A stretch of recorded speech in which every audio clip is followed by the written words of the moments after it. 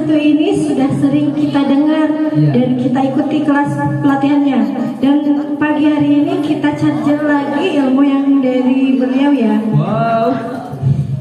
Oleh karena itu, ayo kita sama-sama dengar dan simak apa yang disampaikan oleh beliau. Untuk pembacaan CV akan langsung dibacakan oleh moderator, yaitu Ustazah Wiwi Robiatul Adawiyah. Kepada Ustazah Robiatul Adawiyah, silakan. Assalamualaikum warahmatullahi wabarakatuh. Alhamdulillah, sampai juga kita pada materi yang kita tunggu-tunggu. Jadi orang tua solih sebelum meminta anak yang soleh. Pemateri kita ini sudah tidak asing lagi untuk ibu-ibu sekalian. Namun tentunya tak akan pernah bosan untuk membahas CV dari pemateri kita ini. Karena apa? Saya berharap dengan ibu-ibu mengetahui perjalanan dan latar belakang dari pemateri satu ini, mudah-mudahan terbesit satu buah doa dari ibu-ibu semua bahwa apa? Gak ada yang gak mungkin. Kita pasti bisa seperti beliau. Ataupun apa? Ataupun terbesit sebuah doa. Apa? Kelak. Kalau saya tidak bisa, kelak suatu saat nanti saya bisa mendidik anak-anak saya seperti Bunda. Setuju ibu-ibu? Berdoa deh sekarang. Untuk itu saya akan membacakan CV dari Bunda Dipri. Nama lengkap Dipri Marlianti MPD. Beliau lahir di Bogor tanggal 27 Oktober 1984. Beliau tinggal di Perum Cidahu Royal Residence, Blok Sapura 1, nomor 4041. Beliau saat ini bertugas sebagai Kepala Sekolah PAUD TKK Uli Albak Cicurug, Wakil Kepala Sekretaris Bidang Kurikulum PAUD IT atau TPQ Az-Zahra Cidahu, Guru TIK SMA Darul Hidayat. Riwayat pendidikan beliau, pendidikan formal, beliau pernah bersekolah di SDN 1 Cianten Luiliang Bogor, kemudian melanjutkan di SMPN 2 Luiliang Bogor, kemudian melanjutkan ke SMA Luiliang Bogor. Selanjutnya beliau melanjutkan ke tingkat universitas di STKIP Pancasakti Bekasi jurusan PG PAUD. Dan selanjutnya beliau menyelesaikan S2-nya di Universitas Ibnu Khaldun Bogor jurusan Teknologi Pendidikan. Tidak hanya pendidikan formal yang beliau jalani, tapi untuk mengasah lebih dalam lagi keilmuannya, beliau juga melaksanakan pendidikan di bidang informal, yaitu satu di Training Academy Trainer for Professional tahun 2002. Beliau juga lulusan dari Training Spiritual Counseling Center tahun 2022. Beliau juga lulusan Training Parenting Class IHF tahun 2021. Kemudian beliau juga lulusan Training Pendidikan Karakter tahun 2020. Dan yang terakhir beliau juga sebagai lulusan Training Leadership Skill. Boleh tepuk tangan ibu-ibu? Belum selesai tapi beliau juga saat ini meningkat pendidikan pesantren juga. Jadi ada umum, ada agamanya, harus kombin. Beliau adalah lulusan dari Pondok Pesantren Putri Nurul Taqwa Al Hasanah Ciampea Bogor, Pondok Pesantren An-Nizamiyah Cicurug Sukabumi, dan Pondok Pesantren At-Tasifriyah Tipar Sukabumi. Jadi sudah terbesit ya kenapa beliau bisa sampai Cidahu, dari Bogor ke Cidahu. Dan saat ini organisasi-organisasi yang beliau pegang adalah: satu, Ketua Umum DPK FKPK Kecamatan Cidahu. Yang kedua, Ketua Umum MTN Kecamatan Cidahu. Ketua Komisi 6 Bidang Pemberdayaan Wanita, Remaja dan Keluarga MUI Kecamatan Cidahu. Ketua Komunitas SIM PKB Kecamatan Cicurug. Duta Parenting Indonesia Heritage Foundation. Sekretaris Umum Divisi PAUDKU Kabupaten Sukabumi. Sekretaris Umum Ikatan Guru Semai Benih Bangsa Kota Kabupaten Sukabumi, Wakil Ketua Ranting Dahu, Sekretaris Bidang Organisasi Ranting 12 PGRI Cicurug, Sekretaris Umum Himpaudi Cicurug, Sekretaris Bidang Diklat DPD FKPI Kabupaten Sukabumi, dan terakhir sebagai founder Karomah Kajian Remaja Muslimah. Luar biasa, tentunya sudah tidak diragukan lagi, pasti materi yang akan beliau sampaikan akan sangat bermanfaat untuk bagi ibu semuanya. Baiklah, sama-sama kita sambut, kita beri aplaus yang meriah untuk Bunda kita, Bunda Distri Marianti MPD. Baik. Assalamualaikum warahmatullahi wabarakatuh. Kiri suaranya belum terdengar. Ini bisa jalan-jalan kan mic-nya? Assalamualaikum warahmatullahi wabarakatuh.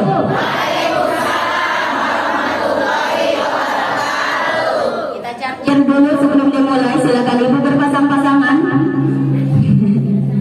Berpasang-pasangan, berdua-berdua berhadapan. Bunda Wiwi bisa bantu saya?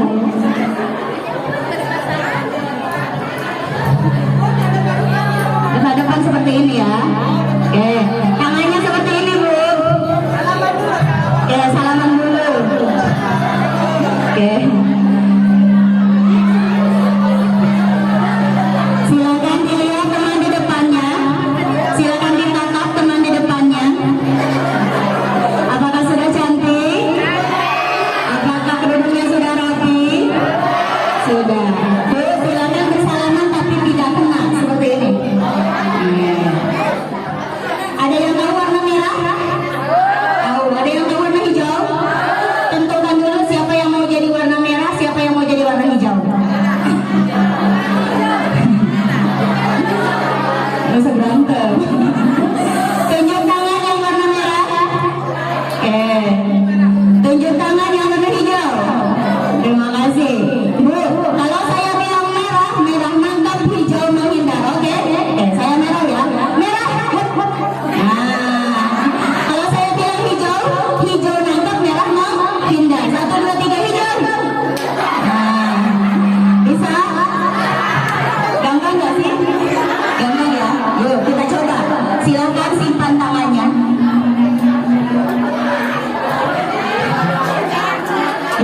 Mulutnya ditutup. Oke. Dengarkan ya. Kalau saya bilang merah, merah nangkep, hijau menghindar. Kalau saya bilang hijau, hijau nangkep, merah menghindar. Suatu hari saya pergi ke buah kebun. Di kebun itu ada banyak sekali tanaman. Di antara tanaman-tanaman itu saya lihat di bawahnya ada warna hitam. Hitam.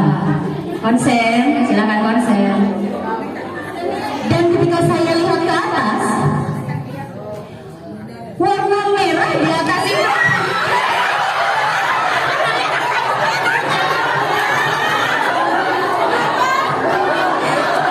Warna merah.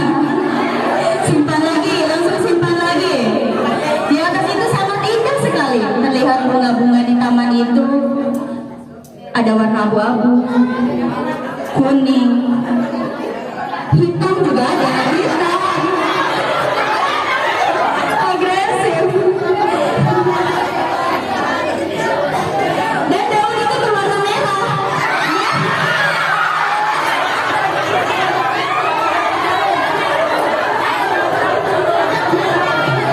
Silakan langsung simpan lagi, tapi terlihat juga bahwa bunga yang berwarna hijau.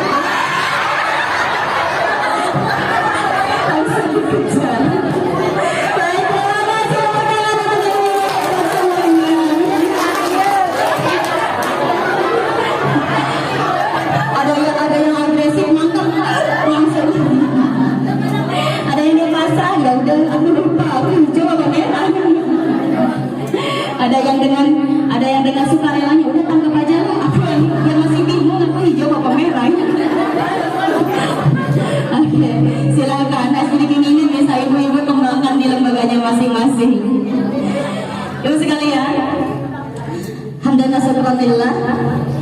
dan syukur terlebih dahulu kita panjatkan kehadirat Ilahi Robbi. Salawat beriring salam semoga tercurah limpahkan kepada baginda Nabi besar Muhammad SAW, juga pada keluarganya, para sahabatnya, dan tak lupa kepada kita selaku umatnya hingga akhir zaman. Amin ya Allah ya Rabbal Alamin. Yang terhormat Ibu Ketua TPPKK Kecamatan Cidahu, orang tua kita yang telah nampak hadir di tengah-tengah kita semuanya. Yang terhormat orang tua kita juga Ibu Ketua TPPKK Desa se-Kecamatan Cidahu, yang mudah-mudahan Allah muliakan. Yang terhormat Ketua MUI, Kepala KUA, dan seluruh sahabat saya MTM Kecamatan dan MTM Desa se-Kecamatan Cidahu, yang mudah-mudahan Allah ridhoi langkah kita dalam berdakwah membimbing umat. Amin ya Rabbal Alamin. Dan terima kasih juga kepada adik-adik saya, MC keren Bu. Boleh kalau mau dipanggil MC-nya. Oke, ini dari saya yang satu dari Majelis Taklim Mu'alimat Karomah, yang satu lagi akhirnya di BKPRI juga ya, Kabupaten Sukabumi. Dan terima kasih juga untuk sahabat-sahabat saya, tim Diasal Official yang luar biasa. Setiap ada kegiatan kita, beliau yang selalu ada. Kita doakan, mudah-mudahan rezekinya Allah mudahkan. Amin ya Rabbal Alamin. Dan seluruh jamaah Majelis Taklim Mu'alimat, juga seluruh peserta yang telah hadir pada hari ini. Ada Ibu Kades dari Kompak juga ya, kalau tidak salah. Ada tidak? Yang di sebelah mana Pak Kades? Mohon maaf. Silakan boleh bergabung dengan Ibu Kades Cidahu. Monggo. Bisa di sebelah sini Ibu Kades. Mohon maaf tadi belum sempat disapa. Luar biasa. Kompak itu paling muda. Bu, sudah siap menerima materi hari ini? Kosongkan dulu gelasnya siap. Bukan gelas di kopinya Bu ya. Kosongkan dulu gelasnya. Kosongkan dulu hatinya. Hanya fokus pada Allah. Kosongkan dulu di dalam kepalanya agar kita bisa maksimal menerima ilmu. Paham ya Bu ya? Ini cucian di rumah masih numpuk, belum masak. Terus belum lagi anak tadi belum dikasih jajan kalau nggak salah. Lepaskan dulu ya. Kita di sini mau mengupgrade diri kita agar bisa menjadi ibu yang lebih baik. Harusnya ada ayahnya. Tapi kalau ayahnya diundang juga kita bingung nyimpen ayahnya mau di mana. Nanti ibu bisa manfaatkan lagi ilmu ini, ibu sampaikan kepada suami. Tapi jangan sampai ini, oh apa tuh tadi pas parenting juga bilangnya gitu, ayah awas lo ya. Nggak begitu juga ya. Bu, tak kenal maka taruh. Tak kenal maka taruh. Ada yang sudah kenal dan ada yang belum kenal. Izinkan saya memperkenalkan diri terlebih dahulu. Tadi sudah disampaikan oleh moderator. Nama saya Dibri Marlianti. Saya bersyukur Bu memiliki nama ini. Kenapa? Karena kalau nama saya Ayu Ting Ting, mungkin saya tidak ada di sini. Dulu saya sempat bingung kenapa ya nama saya begini gitu kan. Ternyata Allah menyimpan satu keberkahan di balik nama itu. Orang langsung tahu ketika disebut Budi Pri onu eta tadi Cidahu ge hiji-hijina apa. Oke. Bu, saat ini saya sebagai professional trainer, spiritual counselor. Jadi kalau ibu-ibu ada yang mau curhat boleh berbayar. Nanti manajer ya. Duta Parenting Indonesia Heritage Foundation, Pondok Karomah, kajian remaja muslimah. Yang kemarin ada anak-anaknya yang ikut camp Karomah? Ada ya. Bagaimana Bu? Apakah ada perubahan di anak-anaknya? Luar biasa. Mereka merilis dirinya sendiri dengan kita saja yang melihatnya wah keren anak-anak ini ternyata. Dan mereka menuliskan apa? Saya mau menyayangi orang tua saya sampai saya mati. Keren luar biasa. Padahal di awal mereka itu sempat marah-marah, kecewa sama orang tuanya. Nanti kita bahas ya Bu ya. Bu, kenapa sih harus ada parenting atau pendidikan untuk orang tua? Ibu lihat gambar yang ada di layar ini, gambar apa Bu? Perahu. Sama ya, di Cidahu juga perahu kan? Enggak kali jadi berubah jadi mobil, enggak juga ya. Gambar perahu. Mendidik anak-anak layaknya kita mendayung sebuah perahu. Semakin ke tengah, tantangannya semakin besar. Semakin ke tengah, bahayanya semakin besar. Semakin ke tengah, tingkat kesulitannya pun semakin besar. Jika nelayan ini tidak punya skill, tidak punya kemampuan, tidak punya ilmu bagaimana cara mengendalikan perahu ini, bukan tidak mungkin, belum saja sampai ke tengah, belum saja mereka sampai ke tujuan, kapalnya sudah karam di tengah lautan. Bahkan mungkin tidak bisa kembali lagi. Sama dengan kita sebagai ibu, madrasah pertama untuk anak-anak kita. Ketika mendidik anak semakin besar, tantangannya semakin besar pula. Semakin anak dewasa, apa yang kita sampaikan itu harus lebih berhati-hati pula. Bahayanya semakin banyak pula. Kalau kita sebagai ibu, sebagai madrasah pertama untuk anak-anaknya, tidak memiliki skill, tidak memiliki kemampuan bagaimana cara mengasuh anak dengan baik, bukan tidak mungkin kita asuh anak-anak kita dari sejak kecil, kita elus-elus anak kita sejak kecil sampai dewasa, dia tergerus oleh pergaulan bebas, kita tidak bisa menariknya kembali, dia tenggelam dalam pergaulan bebas. Mau punya anak seperti itu?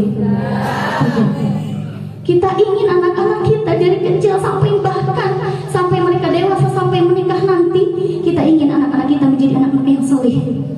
Saya yakin, makanya ibu-ibu ada di sini. Makanya ibu-ibu hadir di sini karena ibu-ibu ingin memiliki anak yang soleh.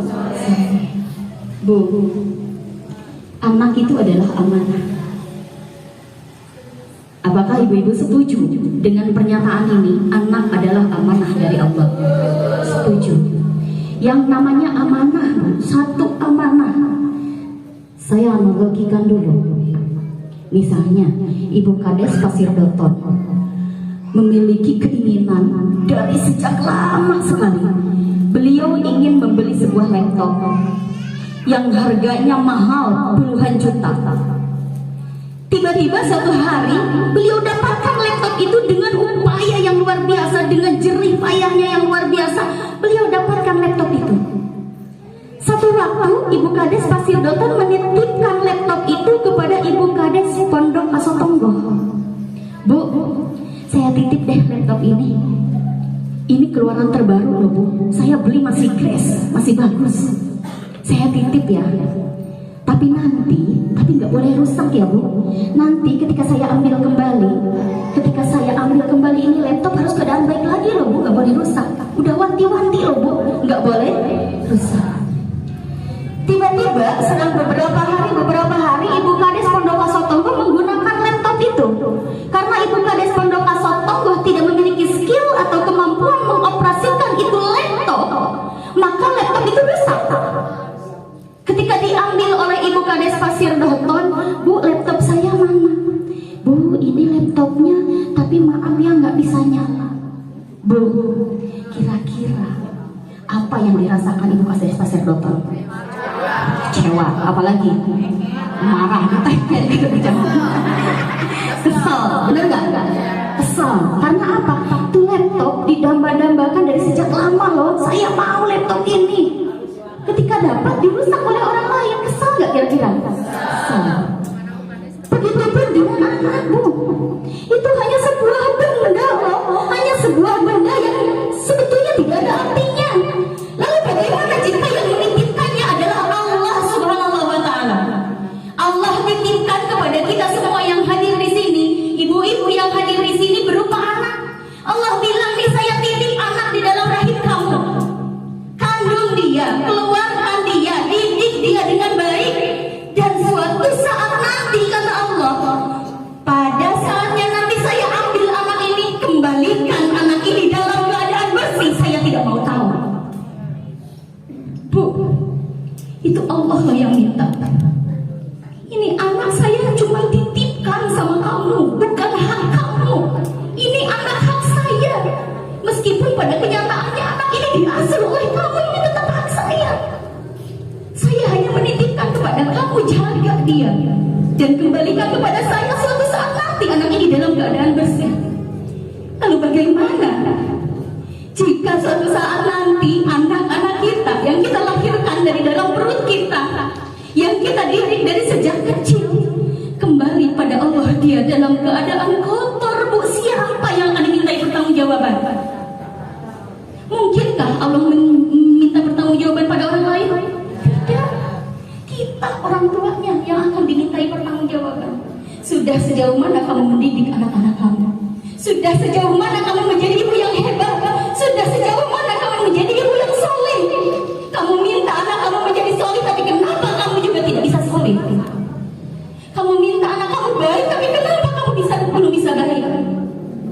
Kamu minta anak kamu hebat, kamu ingin anak kamu ini, anak kamu itu, kamu banyak menuntut anak kamu. Apakah kamu memberikan hak kewajiban kamu terhadap anak-anak kamu? Itu yang akan Allah pertanyakan nanti kepada kita.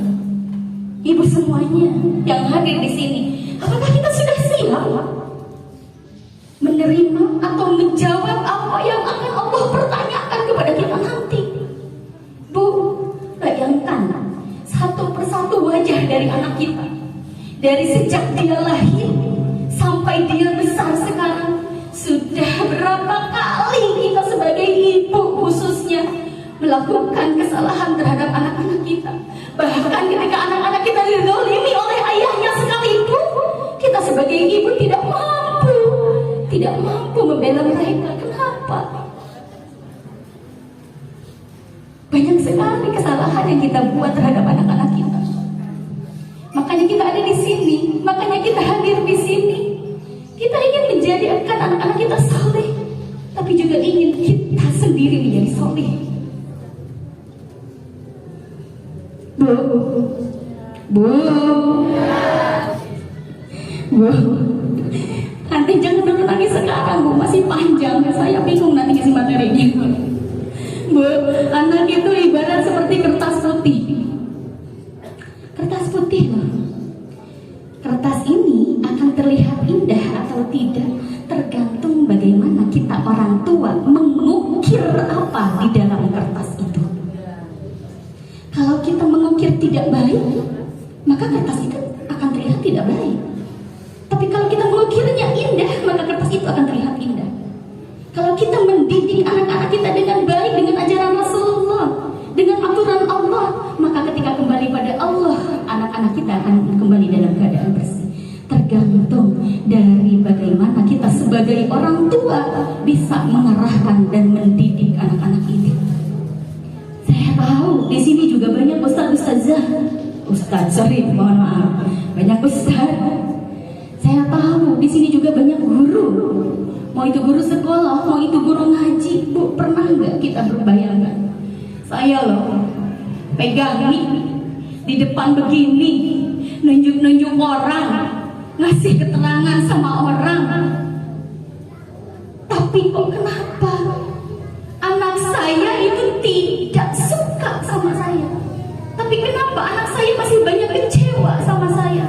Tapi kenapa anak saya lebih suka curhat sama orang lain daripada sama saya, ibunya? Ada yang salahkah dari saya? Kita merasa, oke, saya sudah baik kok mendidik anak-anak. Kita tanyakan pada anak-anak kita, apakah mereka sudah diperlakukan baik oleh kita? Pernahkah ibu bertanya sama anak-anak, nak, kamu suka nggak sih cara mendidik mama? Enggak. Kenapa? Karena ada kalimat, ibu selalu benar, istri selalu, wanita selalu, semuanya ada di siapa? Ada di kita yang di sini. Satu wanita, siapa wanita? Kita. Istri, siapa istri? Kita. Ibu, siapa ibu? Ya, jadi kita memang selalu ingin merasa benar, bahkan terhadap anak-anak kita. Baru disadari, Bu? Lanjut. Setelah dahulu kita pahamkan dulu apa perbedaan solih dan muslih. Solih itu apa? Baik. Kita ingin anak kita baik.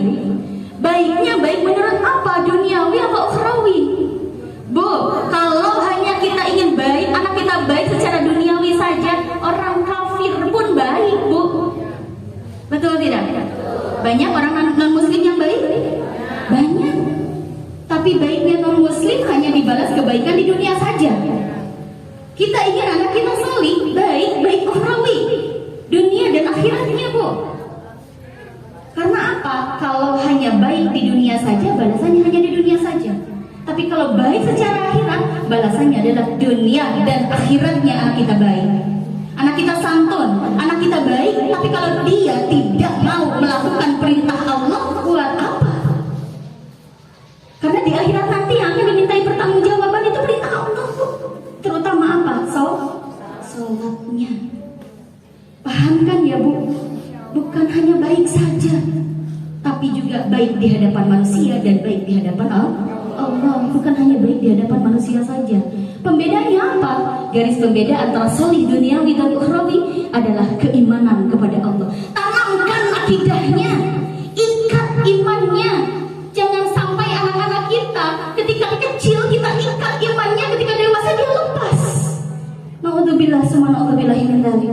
Banyak Bu artis-artis yang hanya karena laki-laki dia berani menggadaikan keimanannya. Jangankan artis, di daerah kita saja mungkin seperti itu. Kita tidak ingin anak-anak kita terjerumus, Bu. Bagaimana? Itu sama saja dengan kapal yang karam di lautan, tidak bisa kita ambil lagi ketika anak melepaskan keimanannya pada Allah.